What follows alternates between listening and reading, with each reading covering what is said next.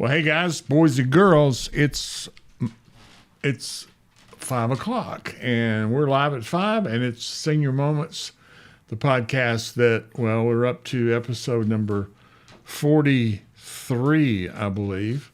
And first of all, I'd like to say thank you for all of you for tuning in. I know not all of you watch live. Several of you watch the replay, and I appreciate that. But I would wish that you could, if you haven't subscribed to my YouTube channel, hit that button because it helps to kind of trigger the algorithm of folks being able to find it. Not that they're looking for it, but you never know when it might pop up.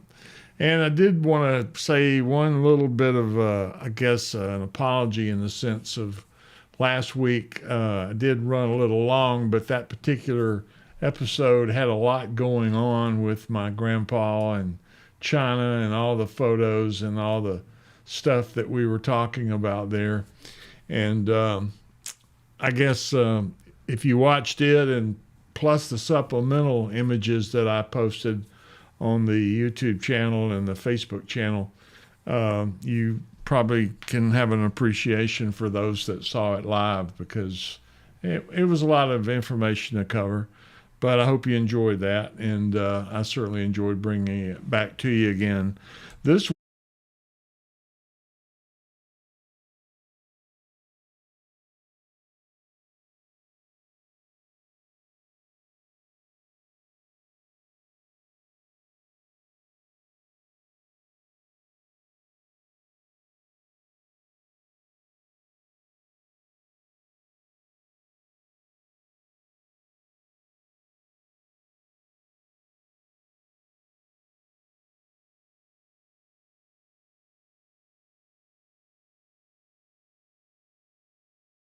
These things that we're going to be talking about, well, it's kind of like a quiz.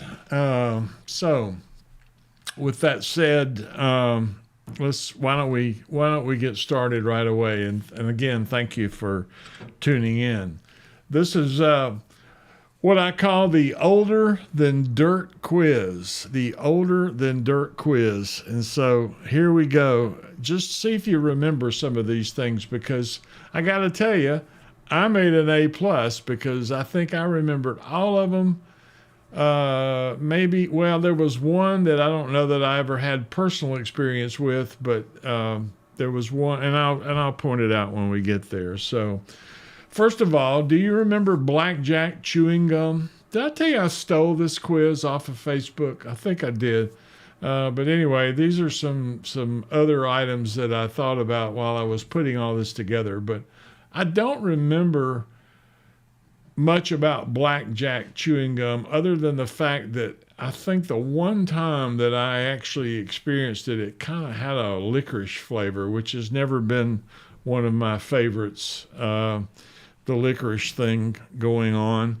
So we'll move on. The second one, and I bet you remember these, the wax Coke-shaped bottles with the colored sugar water inside.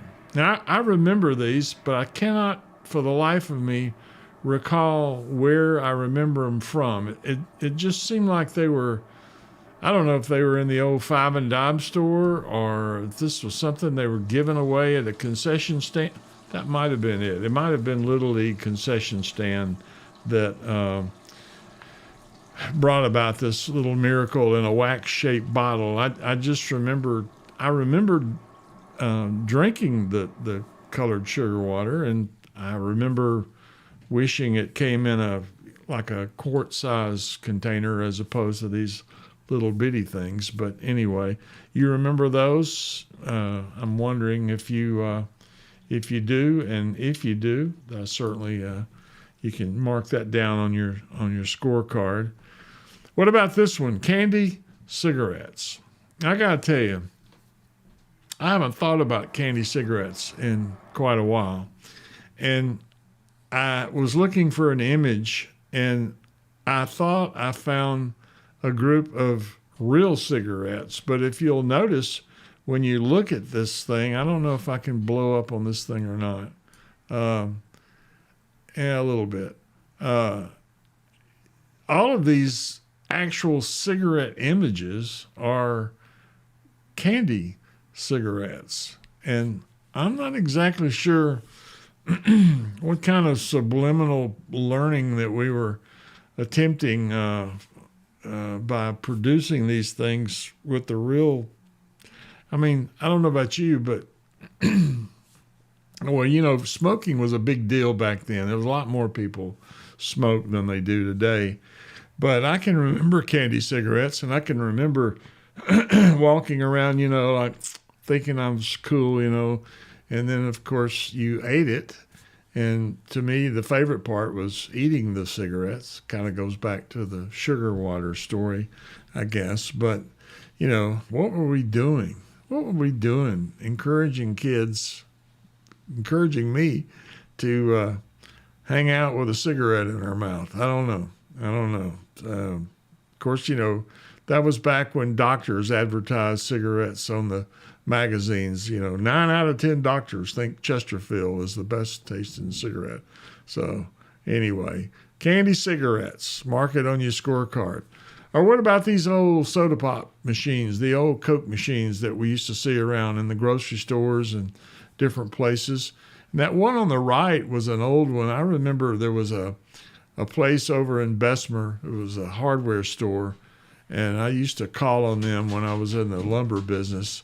And you actually put your money in, and you lifted up that lid that was in the upper section of that right side there, and you could pull the bottle out because the carousel inside would turn when you put the money in, and it would turn it in such a way that you could actually reach in and take the drink bottle out.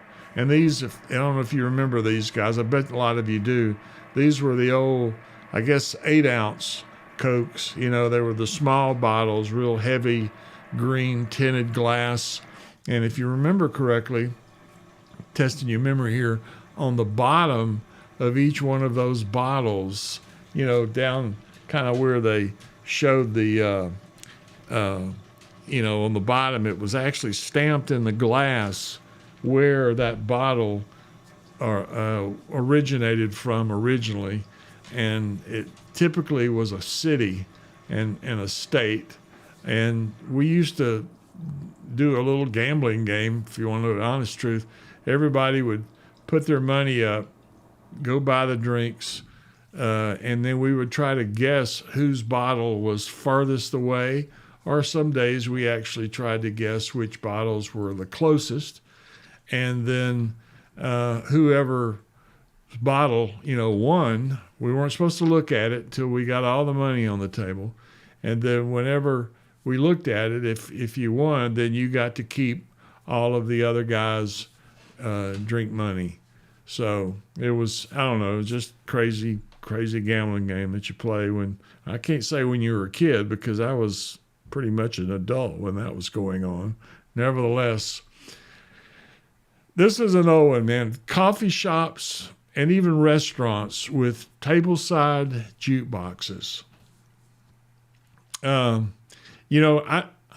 can remember these being in like diners, but the one that I remember the most was in that great Italian restaurant down in Midfield called Carnaggio's. And every one of their booths on the walls had these jukebox selectors, and you would put your money in and you would get credits for, so many songs, and then you would flip those sheets around and you could see what was actually on the big jukebox. And then whatever song you chose, it would have a number and a letter code with it. So like A1 would be, I don't know, I can't think of a song from back then. But anyway, so much for senior moments. But, and then if you flipped along and you found another one that you like, you would punch in like F8, and then it would cue those. And then eventually you would hear those being played on the jukebox. And so, and like I said, the one, I don't know if anybody's actually on, I guess somebody's on here listening, but if you remember that one in Carnaggio's, that was and the thing about theirs was all of their songs were probably 20 years old, maybe. They were all just classics. Uh, Not all Italian songs. It wasn't that kind of classic music. But Sealed with a Kiss comes to mind. You remember that one? Kiss me each morning for a million years. Am I going to sing? No. But anyway, jukeboxes sitting by the table. And that's, this is the height of I guess, what would you call this? You don't even want to get up and go look at the jukebox. You just do it right there from the table. Kind of like curb service for music, I guess, before iPods. Anyway. And you know what? I remember home delivery in glass bottles with the cardboard stoppers. I have a vague memory of that, but not so much. I do remember the milk bottles, but it seems to me like that was something that my grandmother's house took delivery of. I don't remember our house, taking milk delivered to the front door. But again, it was the way milk was delivered. This is what you called fresh milk. And I don't know if you remember this or not, but, normally when these bottles of milk were delivered, they still had the cream, and the cream would rise to the top. That's where that expression comes from. And in the bottle, the top inch or two would be cream. And I don't know about you, but I can remember my grandmother taking and pouring the cream into a little separate cream pitcher. And that's what my granddaddy and others used to put cream in their coffee in lieu of milk. So if you ever hear that expression, the cream rises to the top, that's exactly where that expression came from, because as the milk was delivered, the cream was always, I guess, lighter than the milk itself. And so consequently, you would have that cream layer, as it were, on the top of the contents of the bottle. And if you were lucky, you could, before Grandma pulled it off, you could take a swig of that cream, because that was some good drinking there. Good cream right out of the bottle, the cream out of the bottle. I'm not even so sure it wasn't fresh out of the cow as well. It was cold, though. I do say that, so maybe it's not that fresh out of the cow. But here we go. All right. Number 7, party lines. How many of you remember party lines? And if you have no idea what I'm talking about, if you lived in a neighborhood and everybody had one of those old rotary style phones, and typically you had one that was on the kitchen wall, that's where the phone would typically be installed in many houses, as opposed to like a desk type phone.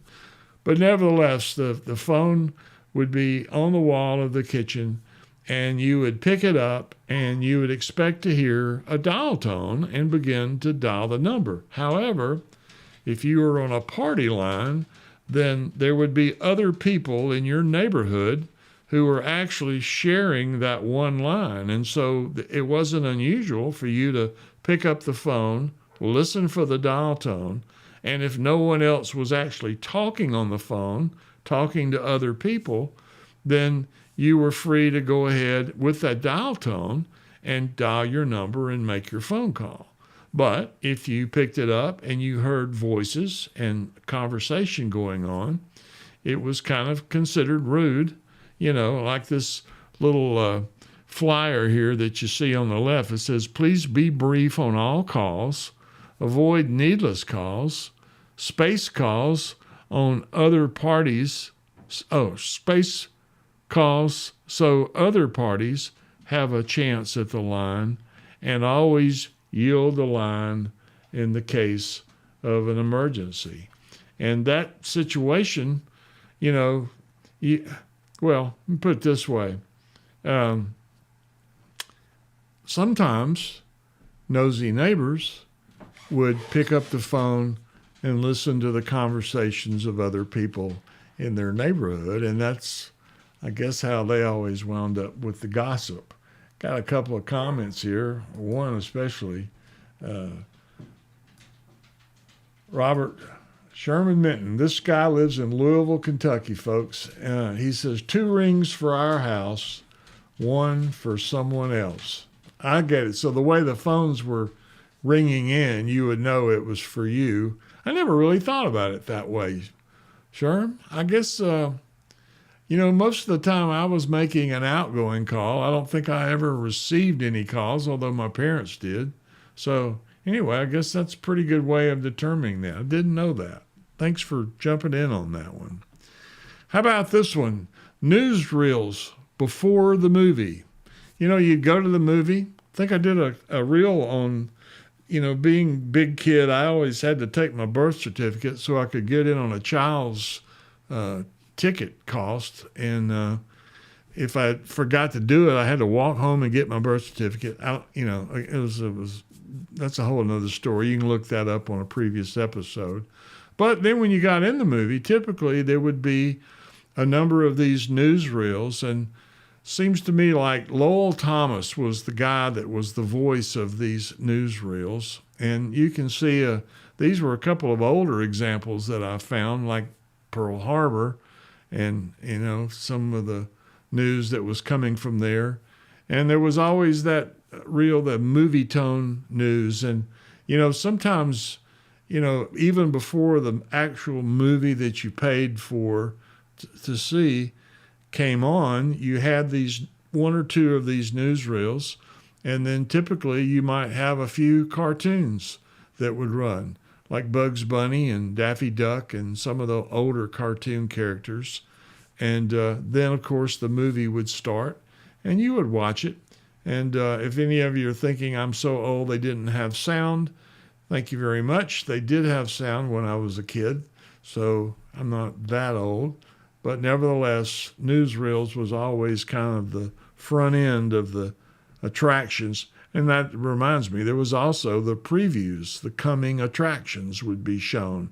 And typically there could be, 3, 4, 5 coming attraction reels in addition to the newsreels. So when the guy said that the movie started at 3:50, it might have actually started about 4:15 once he got all of the newsreels out of the way and the cartoons and the previews for coming attractions.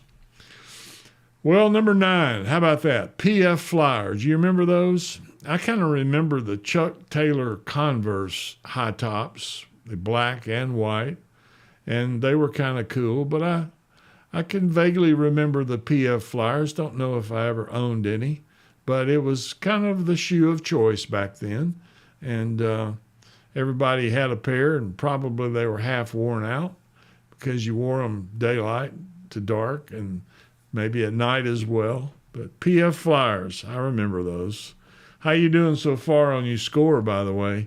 One of the things, and this was probably the one I mentioned earlier about not really having a personal relationship with this particular item, was butch wax, because I never really contemplated wearing my hair with that kind of greasy Elvis look, kind of like the movie Grease.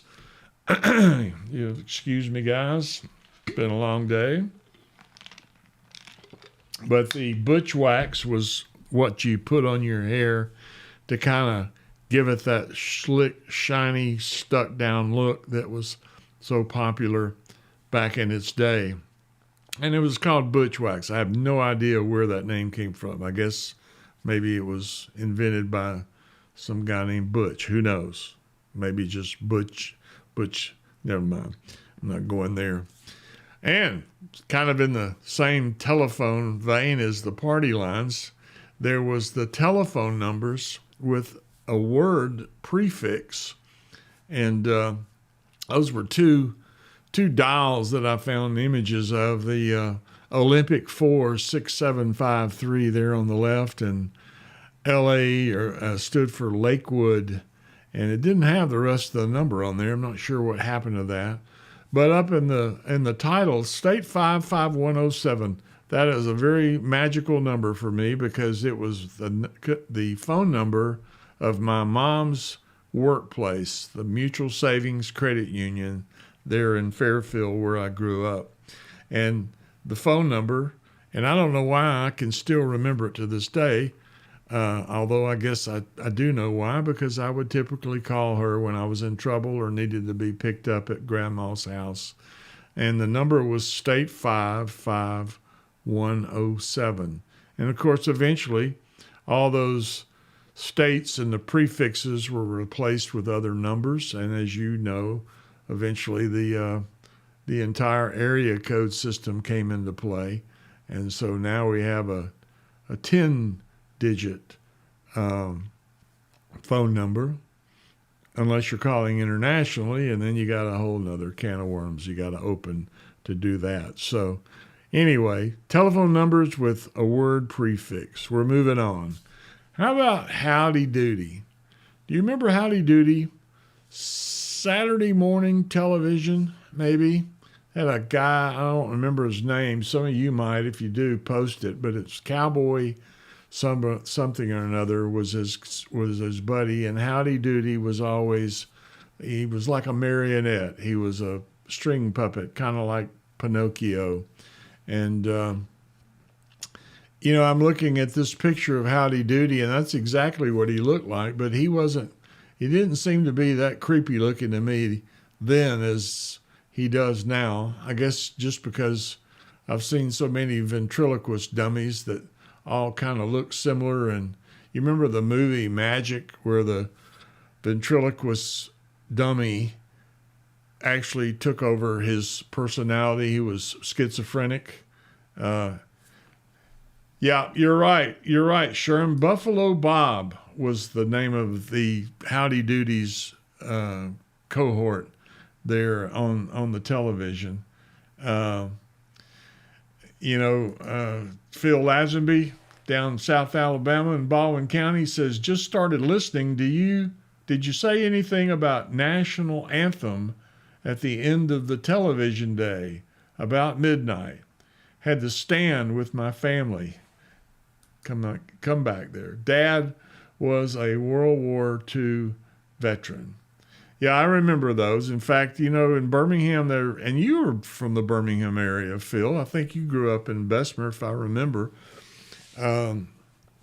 You only had 2, maybe 3 stations, depending on whether you had a UHF antenna.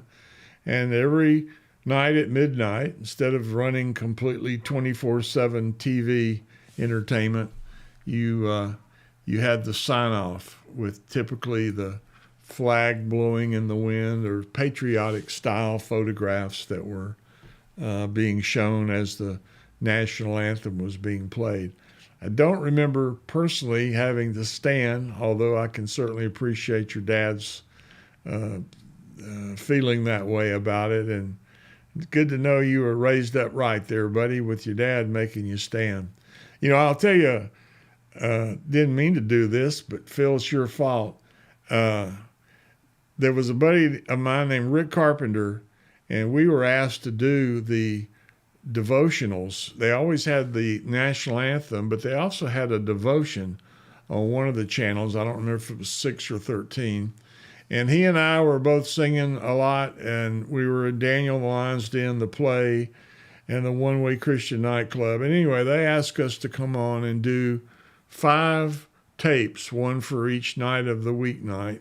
And we brought our guitars, and so we sang a song, I think from Daniel, and then that was kind of took the place of a spoken word devotional. And Rick was probably about 5'7", and I was about 6'6". In fact, this was when we were at Sanford. And anyway, I didn't really think much about it. We were in front of what was called a green screen. It was just a plain green background. And so there wasn't anything to kind of give people a point of reference as far as how tall he was and how tall I was, just the comparison of each other. And it was funny because as we were out doing churches and bean suppers and Valentine banquets and doing Daniel in local churches, I would have people come up and say, hey, we saw y'all on television, but, Tommy, we thought we thought you were just kind of average size and that other guy was a midget. I know that's not a politically correct word these days, but it's what they said, you know?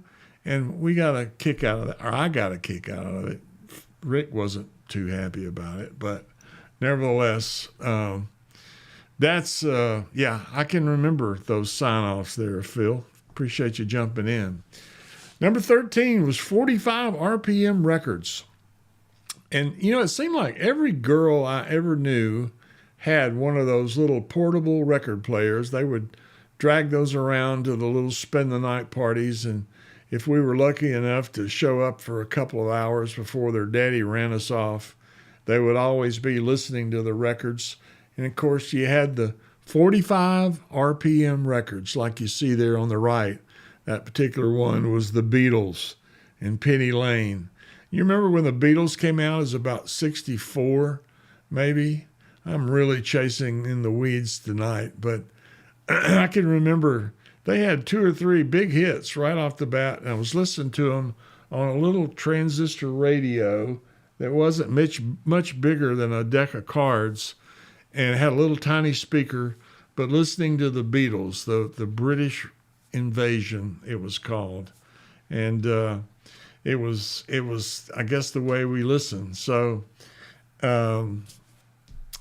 yeah, Phil's being kind. He says, no, you are big. Yeah, I was 6'6", but anyway, you crushed me a time or two. Phil and I played football together at Samford University in Birmingham back in before dirt was invented. How you doing on your older than dirt score, by the way?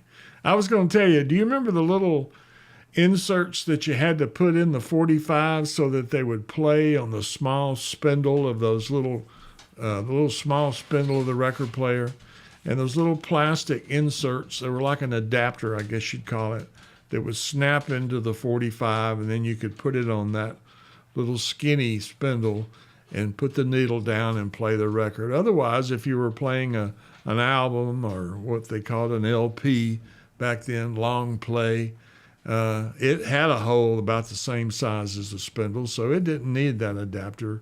But I've often wondered, whatever happened to all those adapters that people had? You know, where are they? You know, I don't know.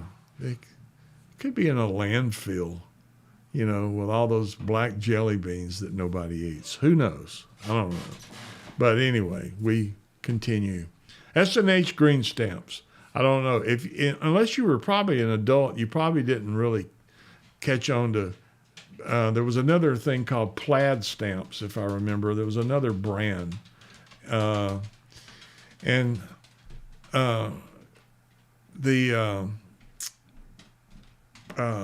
another message here. Jan, who is Sherm's better half. Jan is a beautiful lady. In fact, I'll tell Sherm often that he outpunted his coverage when he found her.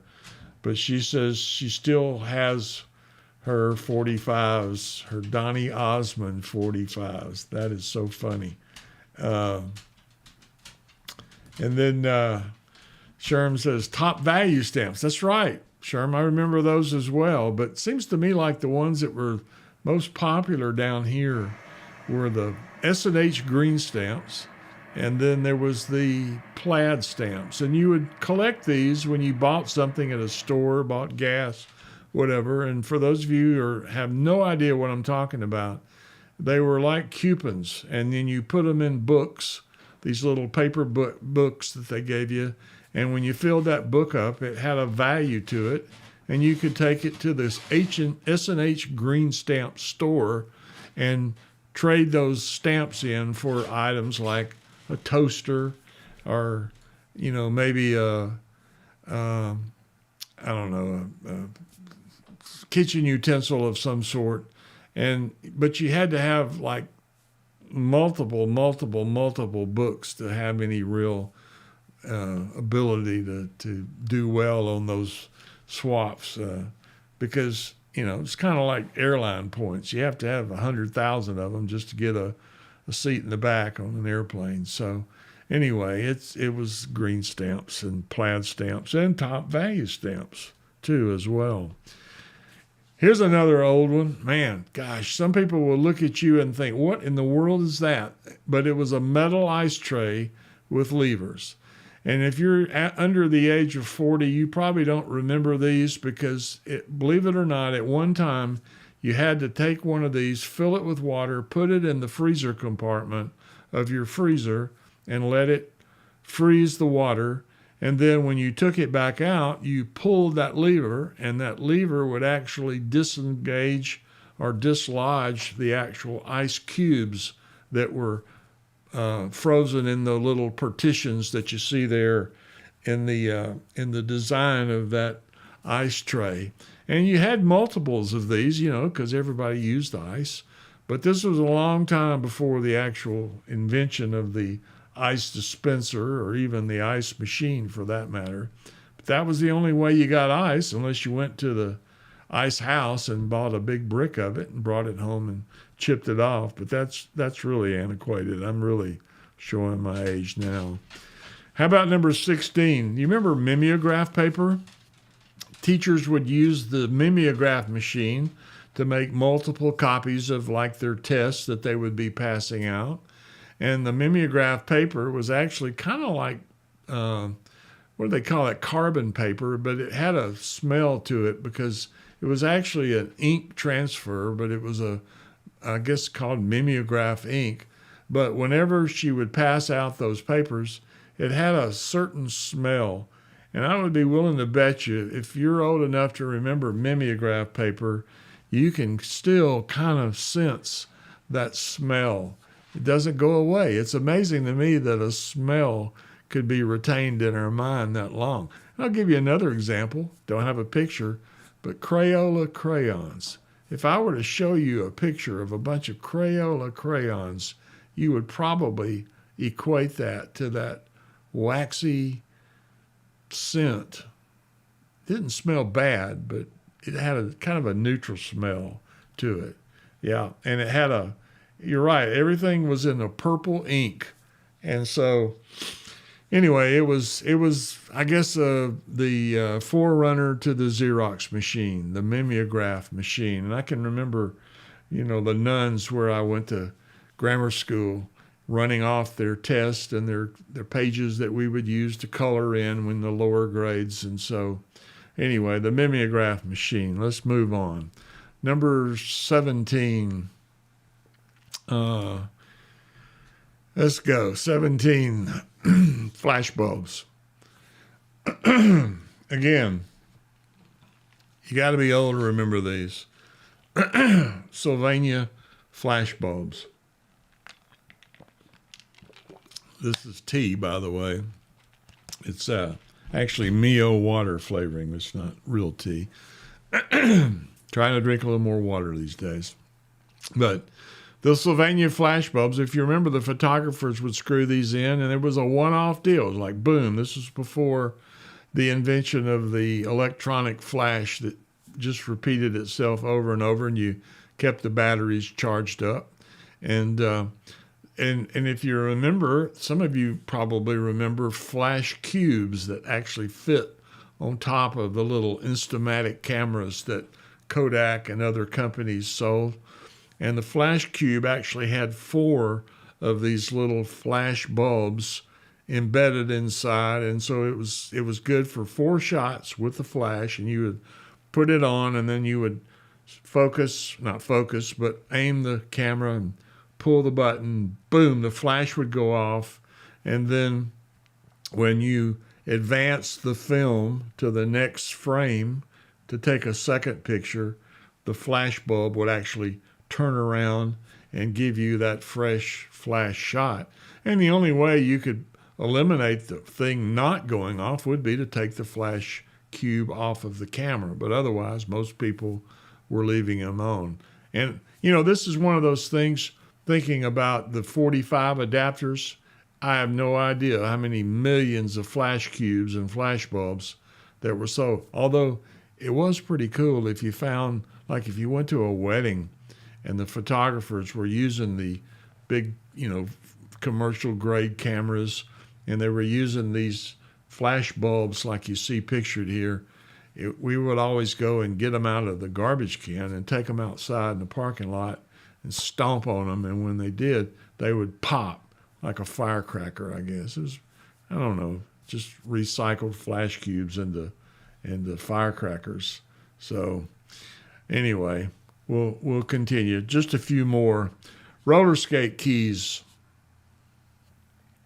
Some of you probably don't even remember this style of roller skate that you got. It was one size fits all because they were adjustable, and the key was what locked down the length of that skate.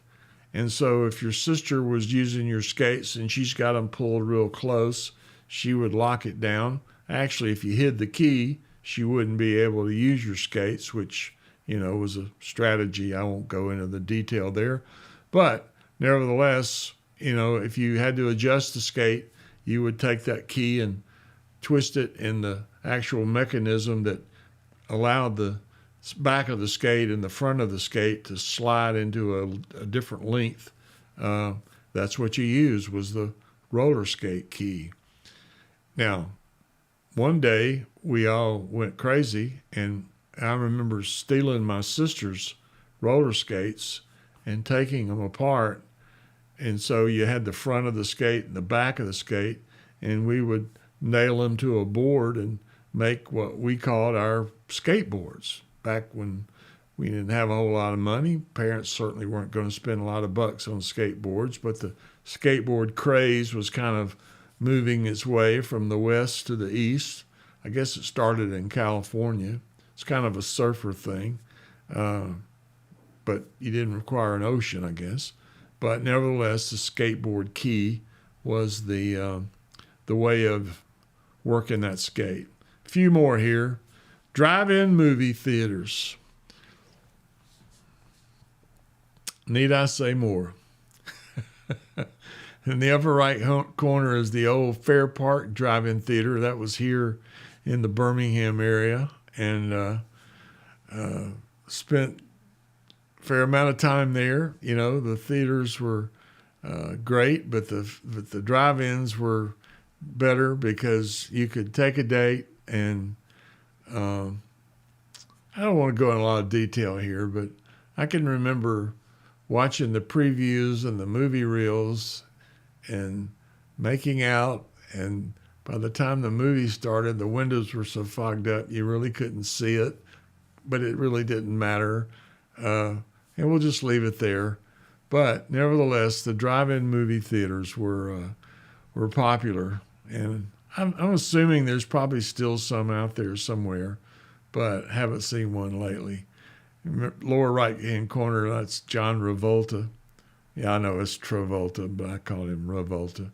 And the gal, what was her name? I can't remember her name, but anyway, they were a hot couple, and he was starting his move on her in that picture. But again, no, try to keep this away from being PG. And then locally here, we had what was called the Popeye Club. It was on Channel 13, and the host of the show was a gentleman by the name of Cousin Cliff Holman. And actually, Cliff was a magician. He was a ventriloquist.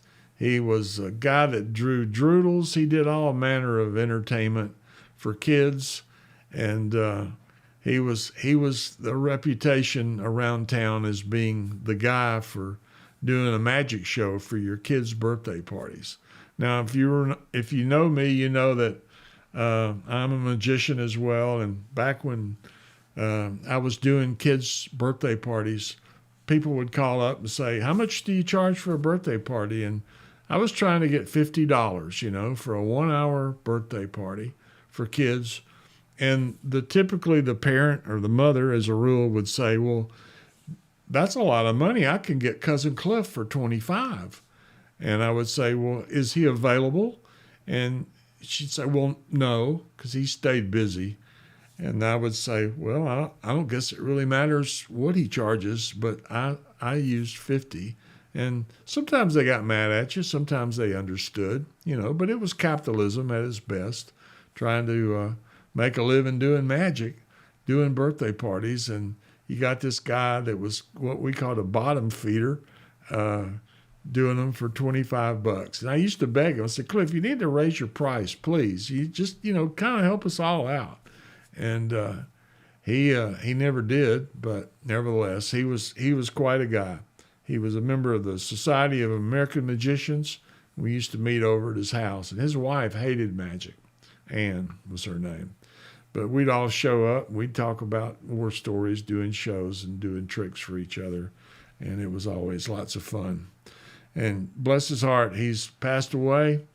May he rest in peace. Cousin Cliff Holman. Some of you may have even seen him when he hosted the Popeye Club every afternoon on weekdays. And he would have all the kids in from different schools sitting in there. And it was live. It was live television. And sometime when we're together and you ask me, I'll tell you an interesting story. It wasn't an urban legend. It was actually true, according to Cliff. And some of you may already know it, but nevertheless, I think there's one more here. Well, no, there's not. That was the end of it. So, how did you do? Now, if you had personal experience with all 20, how many of those were there? 20 of them, yeah. If you had a personal experience with all 20 of these, then you know what that means? It means you're old as dirt. And you, I guess you could say you could make an A as well as I certainly did when I was trying to get all this done. So, with all that said, I appreciate you tuning in. We've gone about, 42 minutes. Didn't mean to go this long. I got to plan these better. But if you would, be sure and listen to this guy coming up. I really appreciate you being with me tonight. And hopefully you enjoyed this episode and it brought back a few memories for you, a little nostalgia. And anyway, Phil, thanks for stopping in. Sherm, Jan, again, thanks to you guys for commenting. And be sure and hit the like button. But more importantly, listen to this guy coming up. He's a pretty handsome guy. He's very humble. And I think you'll enjoy what he has to say. And be sure and follow his directions here as we sign off for the evening. It's Sunday night. It's live at 5. It's now 5:43. And I'm glad you're watching. If you're watching on the replay, be sure and let us know that you dropped in to see Senior Moments, evidence of a misspent youth. And thanks for watching. Y'all have a great evening and a great week.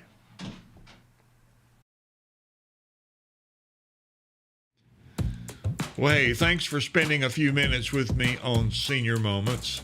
If you enjoyed the ride, be sure and tap that like button, subscribe to the channel, and hit the bell so you don't miss the next one. I'll be back soon with more stories from a misspent youth, and maybe some of yours too.